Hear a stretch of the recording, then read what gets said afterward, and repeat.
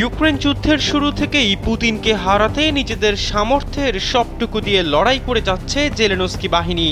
আর এতে মদদ দিচ্ছে যুক্তরাষ্ট্র নেতৃত্বাধীন ন্যাটো জোট ও ইউরোপীয় মার্কিন মিত্ররা। এর মধ্যেই পশ্চিমা এসব দেশের চাঞ্চল্যকর এক নীলনকশা ফাঁস করেছে ইউরোপীয় ইউনিয়নের সদস্য হাঙ্গেরি। দেশটি জানায়, শুধু পুতিনকে পরাজিত করা নয়, বরং আরও ভয়ঙ্কর লক্ষ্য নিয়ে এগিয়ে যাচ্ছে পশ্চিমারা। রুশ সংবাদ সংস্থা তাসের এক প্রতিবেদনে বলা হয়, পশ্চিমা দেশগুলো রাশিয়ার জাতীয় সম্পদের উপর নিজেদের আধিপত্য প্রতিষ্ঠায় মস্কোকে সামরিকভাবে পরাজিত করতে চায়। হাঙ্গেরির এক টেলিভিশনে দেয়া সাক্ষাৎকারে চাঞ্চল্যকর এমন মন্তব্য করেছেন হাঙ্গেরির প্রধানমন্ত্রী ভিক্টর ওরবান। স্যান্ডেলিনাসো, রূপচর্চায় আভিজাত্য। এর আগে 1990 সালেও তারা একই ধরনের উদ্যোগ নিয়েছিল বলে দাবি করেন তিনি।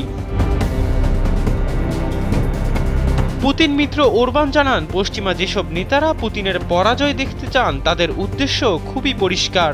এটা শুধুমাত্রই অর্থের লোভ, যা তাদের প্রভাব ও ক্ষমতা অর্জনে সাহায্য করবে। পশ্চিমারা কেন ইউক্রেনে রাশিয়ার পরাজয় দেখতে চায় এমন প্রশ্নের জবাবে এমন উত্তর দেন হাঙ্গেরির প্রধানমন্ত্রী। এ সময় ওরবান 1990-এর দশকের সময়কালের কথা স্মরণ করে জানান, ইউরোপিয়ানরা তখন রুশ সরকারের দ্বারা অনুপ্রাণিত হয়ে রাশিয়ার অর্থনীতিতে অনুপ্রবেশ করতে সক্ষম হয়েছিল, এমনকি তারা কোনো প্রতিরোধেরও সম্মুখীন হয়নি। পুতিন মিত্র জানান, পশ্চিমারা তখন থেকেই রাশিয়াকে শোষণ করার চেষ্টা করেছিল, কিন্তু রাশিয়ানরা অবশেষে সবকিছু নিজেদের হাতে নিয়েছিল এবং যেভাবে উপযুক্ত মনে করেছিল সেভাবে সবকিছু পরিবর্তন করেছে।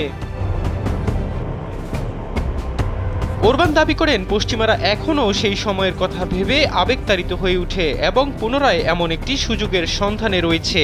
তারা মনে করছে ইউক্রেনের রাশিয়ার পরাজয় তাদের আবারও সেই সুযোগের সামনে এনে দিবে।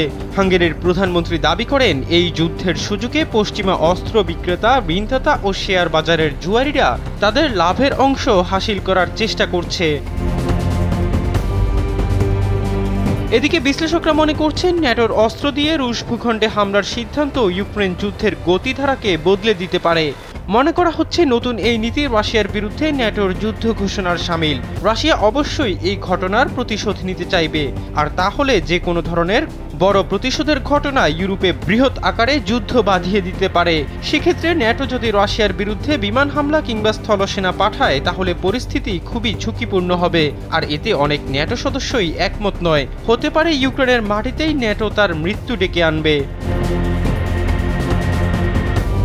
এহসান আব্দুল্লাহ, কালবেলা ডেস্ক।